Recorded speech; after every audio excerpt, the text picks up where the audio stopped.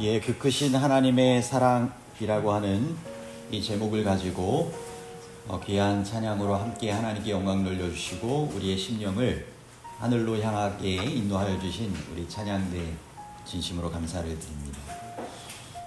늘 신앙하다 보면 이 찬양마다 얽힌 사연들이 있습니다. 이 찬양곡은 저희 가족 생각하면 가족창으로 즐겨 우리 부모님을 따라서 불렀던 찬양곡이었습니다.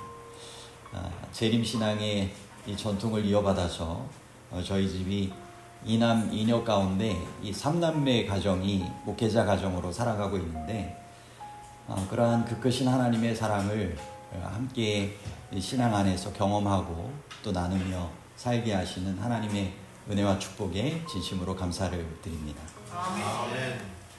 오늘 설교 말씀의 제목은 이별 후 만남, 그 기쁨과 회복이라고 하는 이 제목으로 하나님 말씀을 증거하도록 하겠습니다. 여러분, 목회자의 인사이동을 통하여서 우리는 이별과 만남을 경험을 하게 됩니다. 여러분들이 4년을 함께 담임 목회자로 하셨던 우리 이상윤 목사님 가정과 또 이별을 하시게 되고 이제 저희 가정이 새로운 담임 목회자 가정으로 만남을 갖게 되었습니다.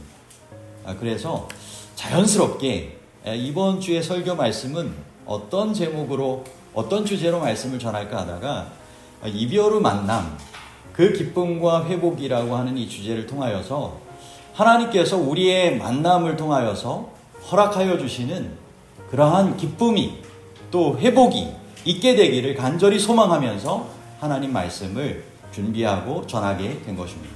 아멘.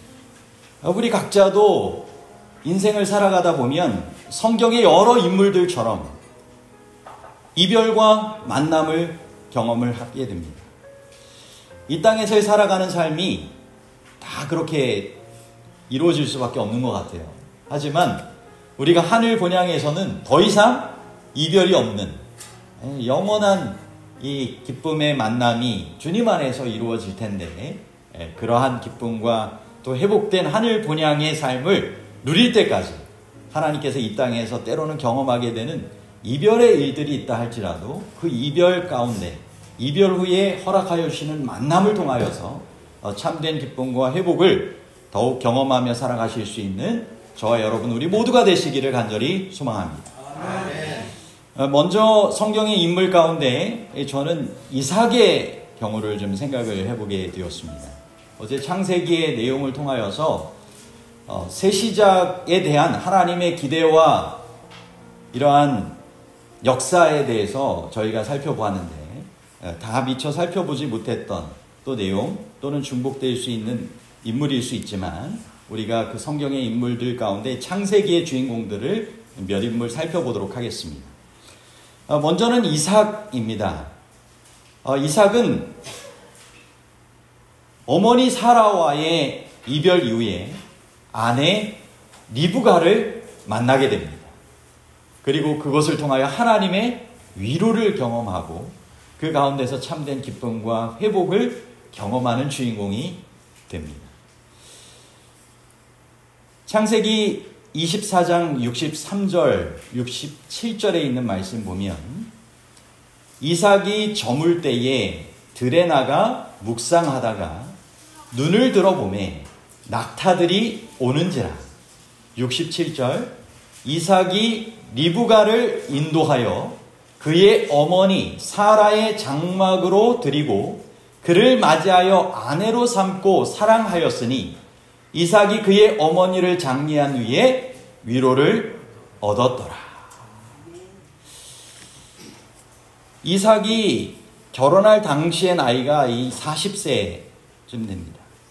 3년 전에 어머니가 돌아가셨으니까 어머니 사라가 주님 안에서 잠드시고 한 3년 동안은 정말 그러한 이 위로를 경험하지 못하고 지냈던 것입니다. 하지만 창세기 24장에 보면 기도를 통하여서 하나님께서 준비하신 아내를 얻게 되는 이삭의 장면을 보게 됩니다. 그죠? 아버지 아브라함이 그의 종 엘리에셀을 불러가지고 고향 땅으로 가서 독자 이삭을 위한 아내 베피를 구해오도록 지시한 것입니다. 그리고 엘리에셀은 이 모든 일들이 하나님의 인도와 도우심 가운데 이루어질 수 있도록 아브라함과 함께 기도하고 출발하고 그 모든 과정 가운데 기도하는 장면들을 보게 됩니다. 그리고 그 가운데 하나님께서 허락하여 주신 아내 리브가를 만나게 된 것이죠. 여러분, 우리가 아내를 맞이할 때라든지 또는 어떠한 중요한 만남을 가질 때 무엇을 하면서 기다리는 것이 중요할까요? 기도하면서 그러한 만남을 기다리는 것이 중요합니다. 저도 제가 교제할 때도 한 4년 2개월 정도를 교제를 했었는데 어떤 분이 저한테 그런 얘기를 하더라고요. 데이트할 때 그 기다리면은 어떤 마음으로 기다리느냐, 무엇을 하면서 기다리느냐. 그때 당시만 해도 이 전화가 없어가지고 이 삐삐 아니었습니까? 그래가지고 이 동전 넣어가지고 메시지가 남겨지면 어디 약속 장소로 어느 시간대에 가야 되는지를 정확하게 알아야 만남이 이루어지는 그러한 시간에 그러한 장소를 잘 찾아가게 됐던 것입니다. 그런데 제가 충청도 출신이에요. 그런데 이 공부 때문에 상경하여서 서울로 올라오고 나서 이 경상도 아가씨를 대학에서 만난 것입니다. 그래가지고는 이 삐삐를 통하여서 이 메시지를 듣는데 동전은 들어가는데 정확하게 제가 잘 못 알아듣겠는 거예요. 계속 동전 들어가면서 정확하게 다시 한번 약속 장소와 시간을 찾고 그러면서 이렇게 만나곤 했었는데 어느 날 이 동네 그 교회 출신인데 그 고향 교회 선배가 와가지고 하는 말이 학생반 후배인 그 저희 아내를 이제 여자친구로 이제 그렇게 교제하고 있을 때 기다리면서 뭐를 하냐는 거예요. 그래서 제가 가만히 생각하니까 때로는 내가 정말 알아들었나, 좀 더 말을 잘 알아듣게 해줬으면 좋겠다, 이런 생각도 갖고 여러 이제 생각들을 할 수 있잖아요. 그런데 기도하면서 기다리라는 얘기를 하시더라고요.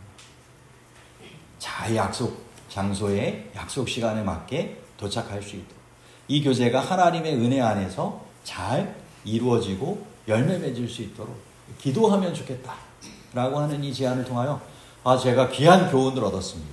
그래서 제가 기도하는 가운데서 그러한 만남을 정말 준비하고 또 이루어갔던 그러한 경험들이 생각이 납니다.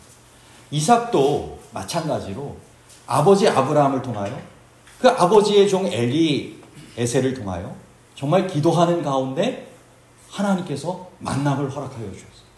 그리고 그 만남 가운데서 참된 하나님께서 주시는 위로, 그 기쁨과 회복을 경험하게 됐던 것입니다.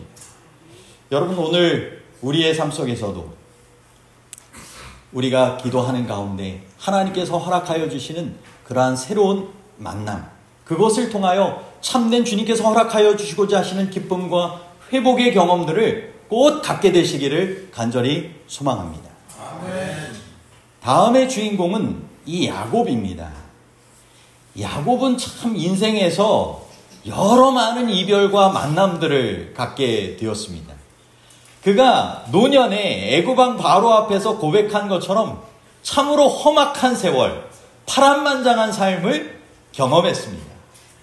그런데 그 가운데서 여러분, 누구와 먼저 좀 이별하는 장면이 떠오르십니까?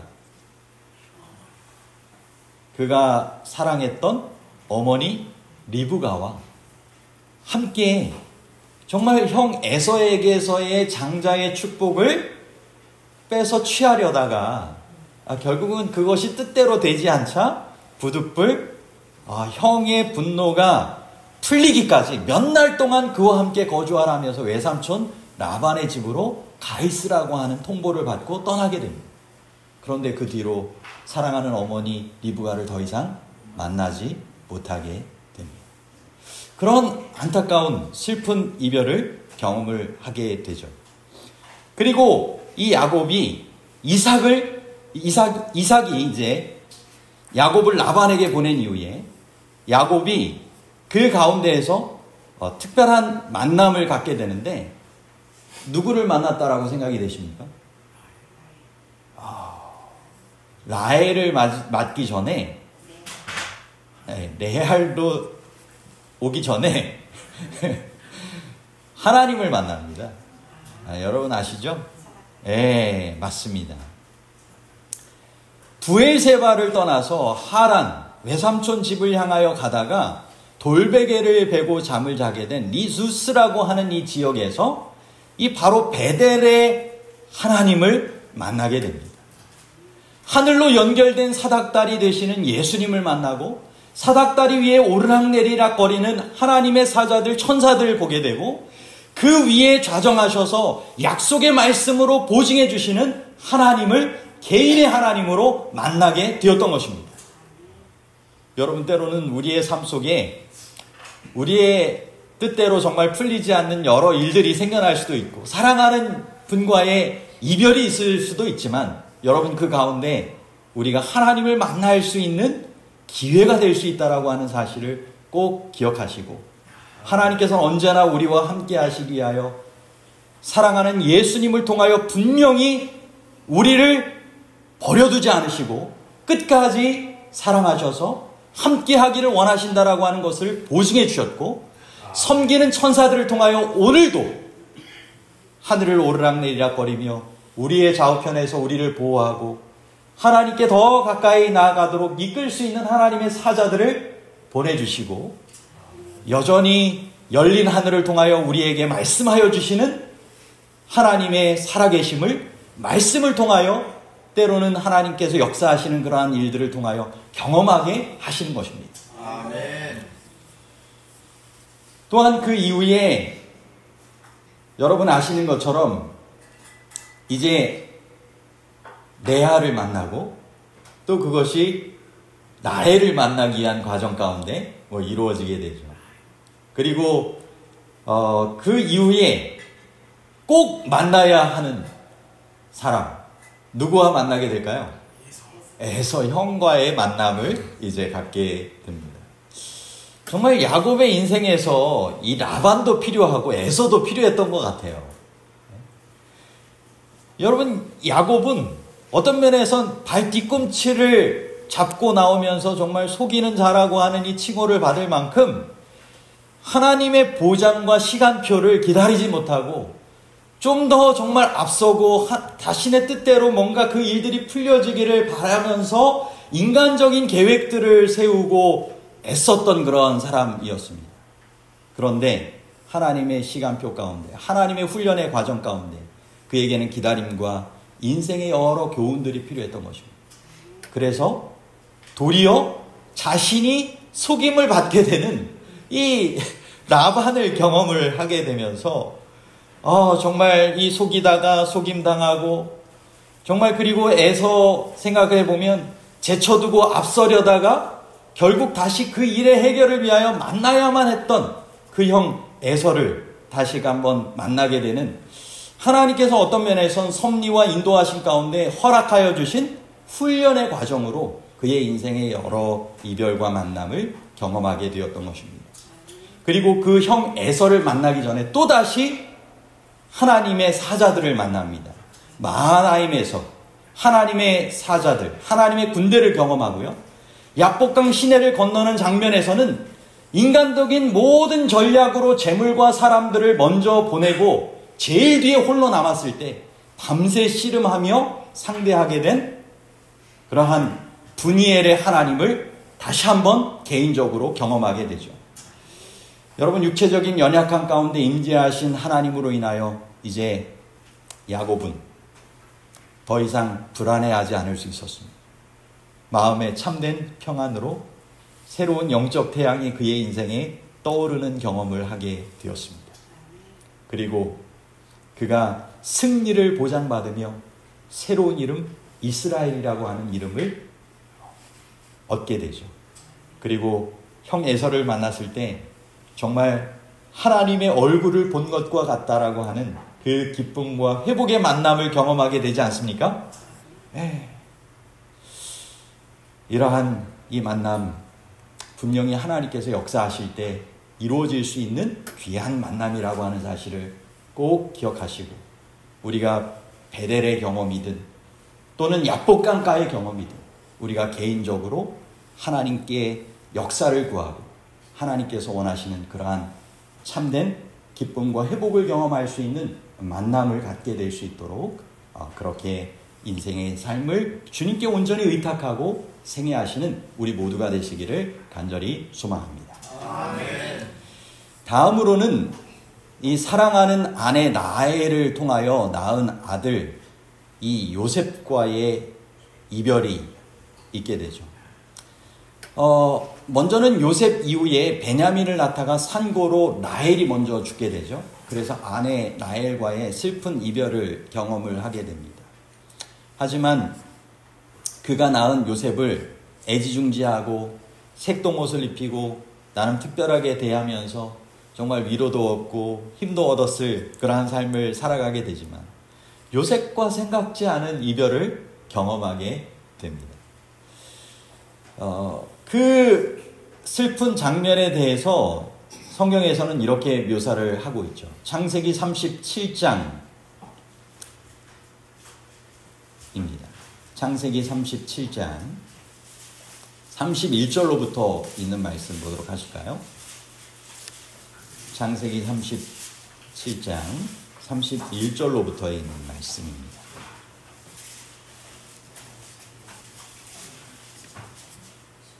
제가 성경에 가장 좋아하는 인물이 요셉입니다.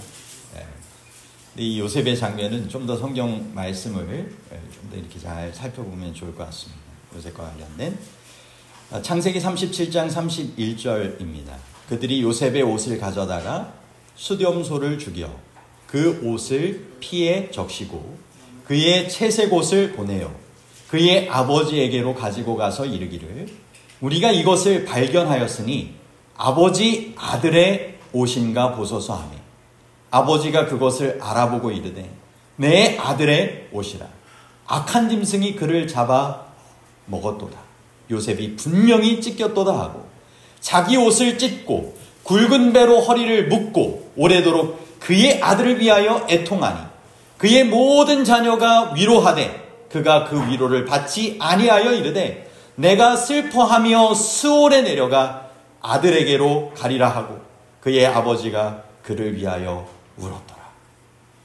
그 어떤 인간적인 위로도 위로할 수 없는 정말 큰 슬픔의 이별을 경험하게 된 것입니다. 더 이상 만날 수 없는 사랑하는 아내를 통하여 낳게 된 사랑하는 아들. 그런데 그 이후에 주님께서 선하신 섭리하신 가운데 정말 요셉이 어렸을 때 본 그 꿈처럼 요셉이 살아서 하나님의 뜻을 이루는 가운데 결국 사랑하는 아들 요셉을 야곱이 생전에 만나게 되지 않습니까? 그것이 창세기 45장에 있는 말씀입니다. 창세기 45장 25절로부터 있는 말씀인데요. 그들이 애굽에서 올라와 가나안 땅으로 들어가서 아버지 야곱에게 이르되 26절입니다. 28절까지 읽겠습니다. 알리어 이르되 요셉이 지금까지 살아있어 애굽 땅 총리가 되었더이다. 야곱이 그들의 말을 믿지 못하여 어리둥절하더니 그들이 또 요셉이 자기들에게 부탁한 모든 말로 그에게 말하매 그들의 아버지 야곱은 요셉이 자기를 태우려고 보낸 수레를 보고서야 기운이 소생한지라. 이스라엘이 이르되 조카도다. 내 아들 요셉이 지금까지 살아있으니 내가 죽기 전에 가서 그를 보리라 하니라. 아멘.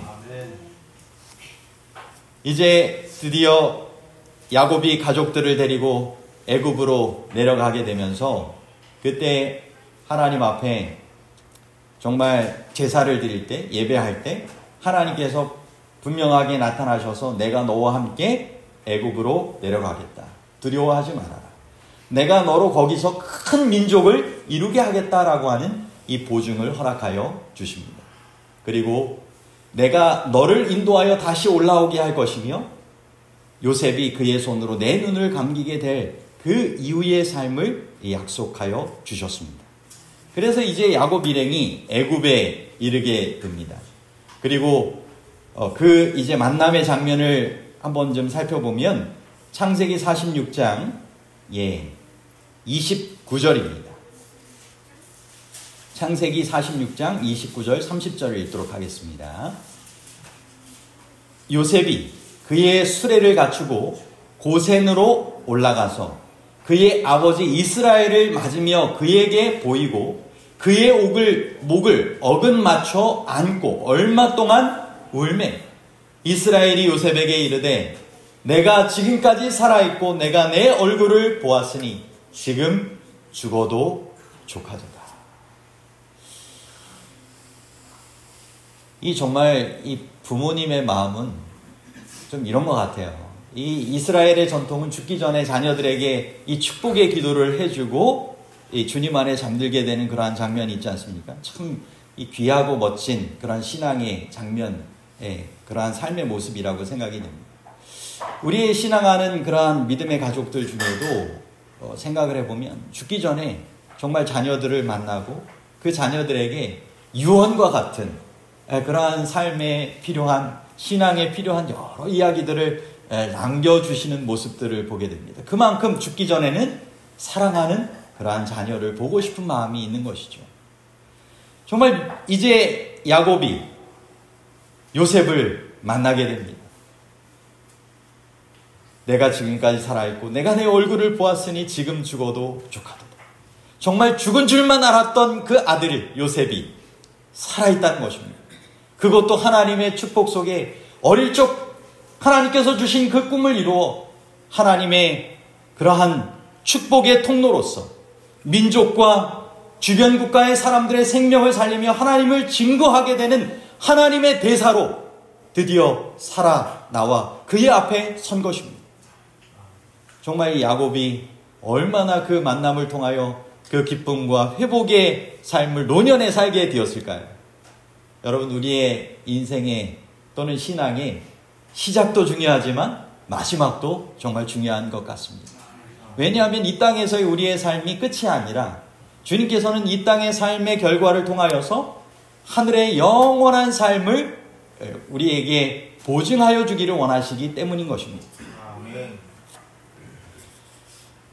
그처럼 우리 모두가 이런 야곱의 파란만장한 인생에서도 경험할 수 있었던 것처럼 하나님을 개인적으로 경험하시고 또 하나님의 뜻 가운데 여러 이별과 만남 가운데 하나님께서 허락하여 주신 참된 기쁨과 회복을 경험할 수 있는 우리 주인공들이 되시기를 바랍니다. 이 신약으로 넘어와서 저는 이 장면은 꼭 한번 좀 생각을 해보면 좋겠다라고 하는 한 장면을 마지막으로 좀 택해 보았습니다. 그것은 바로 사랑하는 예수님과의 이별이었습니다. 여러분, 제자들이 3년 반 동안 예수님과 함께 있고 동행하는 삶을 살았습니다. 그죠? 내가 제자들을 불러서 함께 있게 하고 또 보내서 전도도 하게 하겠다라고 표현하셨던 것처럼 예수님께서는 이 제자 훈련을 그의 일생의 사명으로 생각하고 실제 복음 전하기도 하시고 또 그리고 치유의 회복의 역사를 펼치시기도 하셨지만 가르쳐 전하는 일들을 특별히 제자들을 통하여서 시작하셨고 그것을 통하여서 마지막 복음 사역을 마치게 그 제자들에게 그 모든 것들을 위탁하고 가신 것입니다. 여러분, 오늘날 교회 안에도 예수님의 제자들이 필요할까요? 네, 이 시대에 주님께서 마치신 구원의 사역이 우리를 통하여서 다시 한번 이어지고 완성되기를 주님께서 원하셔서 이 시대에 정말 참된 그리스도인으로서 주님과 동행하고 예수님의 제자로서 약속하신 성령의 충만함을 통하여 예수님께서 함께 거하심을 증거하고 또한 예수님께서 다시 오심을 정말 증거하고 더 촉진시키는 그러한 주님의 제자들이 우리가 되어야 할 것입니다. 그런데 예수님께서 그 제자들과 이별하시며 내가 너희에게 떠나가는 것이 도리어 유익하다라고 말씀하시며 새로운 만남을 약속을 하셨습니다. 누구와의 만남일까요? 성령 하나님과의 만남입니다. 이제는 더 이상 육체의 제한된 모습으로 이렇게 만나고 이별하는 것으로 끝이 아니라 영으로서 이제 함께 영원히 거하시겠다라고 하는 그런 약속의 보증을 해주고 성령을 구하고 날마다 그러한 성령의 충만을 경험하고 살아가라고 호소하셨던 것입니다. 그것이 오늘 우리가 읽었던 성경 교독의 성령의 선물 내용입니다. 요한복음 14장 또 17장, 16장에 걸쳐서 나오게 된 성경 말씀인데요. 제가 교독문의 성경 말씀을 다시 한번 좀 읽도록 하겠습니다. 내가 아버지께 구하겠으니 그가 또 다른 보혜사를 너희에게 주사 영원토록 너희와 함께 있게 하리니 그는 진리의 영이라. 세상은 능히 그를 받지 못하나니 이는 그를 보지도 못하고 알지도 못함이라. 그러나 너희는 그를 아나니 그는 너희와 함께 거하시니요 또 너희 속에 계시겠음이라. 보혜사 곧 아버지께서 내 이름으로 보내실 성령, 그가 너희에게 모든 것을 가르치고 내가 너희에게 말한 모든 것을 생각나게 하리라. 그가 와서 죄에 대하여 의에 대하여 심판에 대하여 세상을 책망하시리라. 그러나 진리의 성령이 오시면 그가 너희를 모든 진리 가운데로 인도하시리니 그가 스스로 말하지 않고 오직 들은 것을 말하며 장래일을 너희에게 알리시리라. 아멘. 여러분, 우리도 주님께서 세상을 떠나시며 이 시대의 제자된 우리에게도 약속하여 주신 새로운 만남, 성령의 그러한 만남을 통하여 그 기쁨과 회복을 경험하고 그 축복을 모든 이들과 함께 정말 나눌 수 있도록 더욱더 주님께서 원하시는 그러한 제자로서의 삶을 고대하며 그러한 삶을 함께 살아가실 수 있게 되기를 간절히 소망합니다. 이제 성경의 그러한 이야기를 이제 뒤로 하고 남은 시간은 제가 이 목회 경험 중에 이별과 만남을 경험하였던, 그리고 그 가운데 기쁨과 회복을 경험하였던 이야기를 오늘 좀 부임 안식일이니까 함께 좀 나눌 수 있도록 하겠습니다. 사람과의 이별만이 아니라 그 경험들을 통하여서 우리는 정말 인간적인 부족함이나 연약함 등 다양한 것들과 이별하고 더 온전하고 풍성한 그리스도인으로서의 삶을 살게 되는 계기가 되는 것들을 보게 됩니다. 저도 이 충청도 출신이라고 말씀을 드렸는데요. 제가 때로는 이 고향 앞에로 나가지 않고 정말 학창시절을 보냈던 이 동중한 앞에로 나오게 돼서 늘 영적 순례자로 이렇게 보내곤 합니다. 그래서 정말 본향이 돌아가야 할 참된 고향이다 라고 생각을 하면서 이 영적 순례자로 하나님께서 부르시는 그러한 곳으로 아브라함처럼 갈 바를 알지 못하고 그런 부르심에 따라 좀 가고 있는데, 그러한 영적인 순례자로서의 삶을 살아가는 중에 이 경험하게 되었던 그런 이별과 만남들을 좀 생각을 해보게 되고 또 소개를 하고자 합니다. 제가 첫 번째로 목회를 하게 되었던 때는 2000년입니다.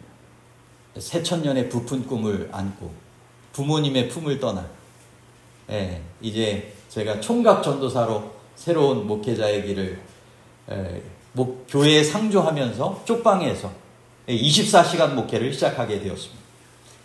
중화동에서 이제 3년을 목회를 하게 되는데 그 교회의 특징은 노인대학을 합니다. 그래서 이 노인대학이 이 사시사철 평일에는 그때만 해도 계속 운영이 되었습니다. 그래서 이 총각 전도사가 이 노인대학을 위해서 해야 하는 여러 일들 가운데 이제 노인대학을 통하여 무료급식을 해야 되니까 그러한 식사 제공을 위하여 집사님들이 아침에 새벽같이 이 시장을 보러 가시면 운전을 해드립니다. 그럼 그곳에 운전하러 가서 있다 보면 집사님들이 도시락을 놓고 가세요. 그러니까 이 총각 전도사가 이게 새벽부터 와가지고 운전하고 이제 한다 생각하셔가지고 따뜻한 밥과 함께 이 도시락을 잘 준비해 주셔가지고 그러한 사랑으로 이렇게 대해주셔서 제가 그렇게 노인대학을 새벽부터 또는 오전에 일과를 늘 빠짐없이 이렇게 하고 오후에는 목회적인 여러 일들을 함께 협력해서 하곤 했습니다. 특별히 제가 노년과 이 장년뿐만 아니라 학생회를 전담하기도 하고 청년반을 전담하기도 하면서 정말 도심 속의 시골교회 같은 너무나 정감 있고 정말 품성이 좋으신 분들과 이런 사랑의 관계를 맺으면서 참 여러 기쁨과 특별한 경험들을 하게 되었습니다. 그리고 그 가운데 정말 새 시작에 대한 하나님의 기대와 역사를 그곳에서도 경험을 하게 되면서 구원해야 하는 여러 영혼들 함께 정말 노인대학을 통하여서도 경험을 하게 되고 또 그리고 학생들과 청년들이 정말 변화되어지고 성장하는 그런 모습들을 통하여서 이 목회자로서의 여러 기쁨과 축복들을 누리게 되고 해외 선교 봉사대도 가게 되고 여러 특별한 경험들을 하게 되었습니다. 그 가운데서 하나님께서는 이 부모님을 떠나 새로운 목회자의 삶을 살아가는 저에게 아내와의 결혼을 통한 이 만남의 삶을 지속적으로 살아가게 하셨고 또 그곳에서 우리 첫 번째 자녀인 딸을 출산하면서 또 자녀를 만나게 되는 그러한 기쁨을 또 그러한 회복을 경험하게 하셨습니다. 그리고 그 이후에는 제가 구립교회에서 1년간 이 부목사로 또 함께 협력 목회자로서 봉사를 하게 되었습니다. 제가 인생에서 만날 수 있는 이 신앙의 그러한 또 위기를 그때 당시에 경험을 하고 있었는데 담임 목사님이 1년 365일 새벽 기도회를 계속 하셨어요. 그래가지고 제가 아이가 처음 태어나가지고 밤사이에 막 잠자지 못하고 막 이렇게 할 때도 제가 새벽같이 일어나야 되니까 아내가 좀 수고롭지만 따로 막 이렇게 잠자리를 이렇게 하면서도 365일 새벽 기도회를 제가 이제 온전히 경험하면서 아주 특별한 영적 훈련을 통하여 하나님을 구하고 경험하며 그러한 기쁨과 회복을 하나님 안에서 경험을 하게 되었습니다. 그 이후로는 원통교회를 제가 첫 번째 담임 목회지로서 발령받아가지고 그곳에 가서 3년간을 목회를 하게 되었습니다. 그곳에서는 제가 어떤 면에선 연약한 믿음과의 이별을 했다라고 생각을 해볼 수 있겠습니다. 교회는 오랜 수건 사업으로 교회 건축에 대한 꿈을 가지고 있었습니다. 평신도 지도자가 계속적으로 상주하고 계셨다가 목회자가 초대로 부임받은 이후에 교회 건축을 위하여 부지를 구입했는데 그것이 맹지였어요. 그래서 그것이 더 이상 교회 건축으로 실현되지 못했었고 제 전임자 때 합회랑 함께 협력하여서 이 1000평의 부지를 구입을 해놓았습니다. 이제 후임자로서 저에게 기대하는 것은 그 구입해놓은 부지에다가 교회를 건축하는 것인데 건축 자금은 그렇게 딱히 남아있지 않았습니다. 하지만 하나님께서 이 약속하여 주신 그러한 헌신의 그런 내용들도 있고 또한 함께 협력하신 가운데 정말 하나님께서는 그곳에서 교회를 건축하게 하셨습니다. 그리고 그 가운데 정말 하나님께서 허락하여 주시는 정말 특별한 그런 만남들을 통하여 작지만 큰 교회, 원하면 통하는 교회, 원통교회로서 정말 하나님께 기도하며 구할 때 하나님께서 살아계셔서 역사하심으로 교회 건축도 이루어지고 정말 수석 장로님도 정말 아프시다가 중환자실에 한 3주 가까이를 누워 계셨지만 다시 기도 가운데 가정으로 교회로 돌아오셨어요. 지금도 저를 보시면 생명의 은인이라고 자신의 며느리에게도 소개를 하시더라고요. 그만큼 돈독한 믿음의 관계가 하나님의 역사 가운데 맺어진 그러한 첫 담임 목회지로서의 경험을 하게 됩니다. 그리고 그곳에서 저희 아버지가 투병 생활을 시작하시게 되었고 또 투병 생활 시작하시자마자 저희 외할머님이 함께 신앙생활로 자녀를 기르시기 위하여 도와주고 계셨는데 주님 안에서 일주일 만에 돌아가시게 되었어요. 저희 아버지가 아프시고 나서 함께 못 지내시니까 생활의 환경이 변화되었다라고 하는 것을 감지하시고 돌아가시더라고요. 그래서 그런 이별의 슬픔을 경험하지만 더 하나님 뜻 안에서 더 실제적인 재림의 소망을 안고 살아가게 되었습니다. 그 이후에 제가 서울삼육초등학교 교목으로 발령받아가지고 3년을 목회를 하게 되었습니다. 그곳에서 정말 학생 선교, 또 그리고 학부모 선교, 교직원 선교를 위하여서 정말 주님께서 훈련하여 주시는 그런 훈련 과정 가운데 여러 경험들을 하게 되었습니다. 특별히 제가 목회자로서 말씀을 전하고 가르치는데 정말 좀 표현하고 이해하기 쉽게 이렇게 잘 해야 되는데, 그것들을 위하여서 어떤 면에선 눈높이에 맞게 설교하기 위해서 정말 훈련해 주신 그러한 과정이었다라고 생각이 됩니다. 그래서 그때 그런 특별한 경험들을 갖게 되었고, 그때 아버님께서 투병하시다가 주님 안에 잠드시면서 이별을 하였지만, 그때 둘째 아들을 출산하면서 만남을 통하여서 하나님께 주시는 기쁨과 회복을 경험을 또한 하게 되었습니다. 그 다음으로는 태백중앙에 발령받아가지고 이제 4년을 목회를 하게 되었습니다. 그곳은 여러분 아시는 것처럼 오지라고도 불리고 인생의 막장이라고도 불리는 이 탄광촌이었죠. 그런데 그곳에서 정말 살아가시는 분들이 정말 강하신 분들이셨는데, 지역 아동센터를 통하여서 선교를 하고 계셨고, 또 외국인 선교사가 2명 혹은 1명이 함께 협력하면서 봉사하는 가운데 이 특별한 여러 신앙의 경험들을 갖게 되었습니다. 그리고 제가 필리핀의 아이아스 재림교회 국제대학원에 가서 2년간의 유학생활을 하게 되면서 정말 늦은 나이에 이 영어로 이렇게 대학원 과정을 공부하는 것이 쉬운 일이 아니더라고요. 하지만 그 가운데 제가 어떤 면에선 성공 이주의 삶과의 이별을 경험하고, 하나님께서 허락하여 주시는 이런 실패와 고통들을 통하여, 또는 육체의 가시를 통하여 하나님께서 얼만큼의 연약한 가운데 강함이 되시는 하나님이 필요하신지, 하나님의 은혜가 얼마나 절실히 필요되는지를 경험하게 하셨습니다. 그래서 그곳에서의 그러한 이 경험을 통하여서 이 목회학 석사의 과정을 마치고 이제 홍천으로 발령받아서 이제 5년의 목회 생활을 하게 되었습니다. 그곳에서 어떤 면에선 이 타국 생활과의 이별을 하고 나서 이 평안히 지내도록 정말 가족과 같은 믿음의 가족들을 허락하여 주셔서 그 만남 가운데 얼마나 정말 잘 그곳에서 지냈는지 모릅니다. 제가 병원에 모시고 다녔던 연세가 지긋하신 한 남자 집사님 한 분은 저보고 가족보다 낫다라고 표현하시더라고요. 늘 아플 때 늘 가족같이 자녀들보다 먼저 달려와서 병원에 오가고 늘 함께 있었는데, 그래서 마치 오른팔을 잃은 것과 같다라고 표현해 주시는 것을 통하여 이 목회자로서의 그런 감사와 뿌듯함을 좀 경험을 했었습니다.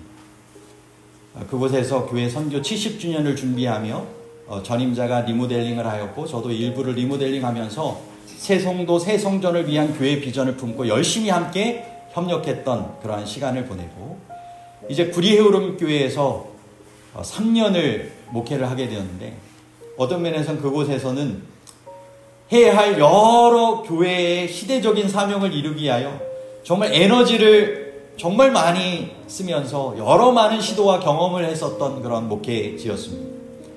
시설적인 면에 있어서도 교회 외부 공사와 내부 리모델링 공사도 하게 되었고, 영적인 성장과 부흥을 위한 그러한 하나님의 뜻에 따라서 성령 기도 운동과 전인적인 소그룹, 패스트 제자 훈련 등 여러 목회의 삶을 살아가게 되었습니다. 어떤 분이 저보고 헤우름교회에서 몇 년을 목회를 했냐고 물어보시더라고요. 제가 아무 말 대답을 안 하고 있었더니 한 6년 했냐고 그러시더라고요. 또는 5년 했냐고, 3년 했냐고 물어보시는 분들은 아무도 안 계셨습니다. 그래서 제가 6년 같은 3년 했습니다. 5년 같은 3년 했습니다. 이렇게 표현을 했습니다. 아무쪼록 그 가운데서 하나님께서 이 경험하게 하신 특별한 여러 경험들이 있고, 이제 양평교회에 제가 2024년도에 제 17대 목회자로 오게 되었는데, 보니까 교회 선교 60주년이 되는 해이더라고요. 네, 양평교회. 1964년도부터 교회 그 연역이 시작이 되었었는데, 우리 신앙의 가족이 양평으로 이사 오면서 시작된 이 양평교회 선교가 이제 60주년을 맞이하여서 그 선교 사명을 이루기 위하여 우리가 함께 협력하게 될 것입니다. 양평교회 선교 사명의 진수를 통하여서도 우리 모두는 함께 주님께서 맡기신 일이 무엇이고 우리가 함께 해야 할 일이 무엇인가를 생각을 해보게 될 것입니다. 제7안식일 예수 재림교 양평교회는 예수 그리스도의 희생으로 구원의 길이 예배되었다는 복음을 믿는 성도들이 약속된 성령 하나님의 임재 속에서 선교 봉사의 삶을 살도록 양육받아 양평 지역 주민들이 다시 오시는 예수님의 재림을 예수 그리스도를 맞이하는 일에 성경에 계시된 바대로 합당한 준비를 하도록 돕는 것을 그 사명으로 삼는다. 한국 선교는 올해 120주년이 되는 해더라고요. 그래서 여러 특별한 그러한 시간들을 함께 보내게 될 것입니다. 아무쪼록 하나님께 영광을 돌리고 이웃에게 사랑을 전하고 세상에 진리를 전하는 그러한 한국교회에 발맞춰서 양평교회에서도 주님께서 맡기신 이러한 사명의 일들을 함께 협력하여 이루어가게 되는 우리 모두의 삶이 되시기를 간절히 바랍니다. 아무쪼록 하나님께서 우리와 주님 안에서 정말 기도하는 가운데 만나게 하신 이 만남을 통하여 참된 기쁨과 회복을 경험하게 하시고 더 나아가 하늘에서 맞이하게 될 더 이상 이별이 없는 영원한 만남, 그래서 그 가운데 참된 기쁨과 회복을 경험하게 하시게 되는 그러한 일에 함께 참여하시는 모든 하늘 가족들, 믿음의 귀한 동역자들 되시기를 간절히 소망하면서 오늘 말씀을 마치도록 하겠습니다.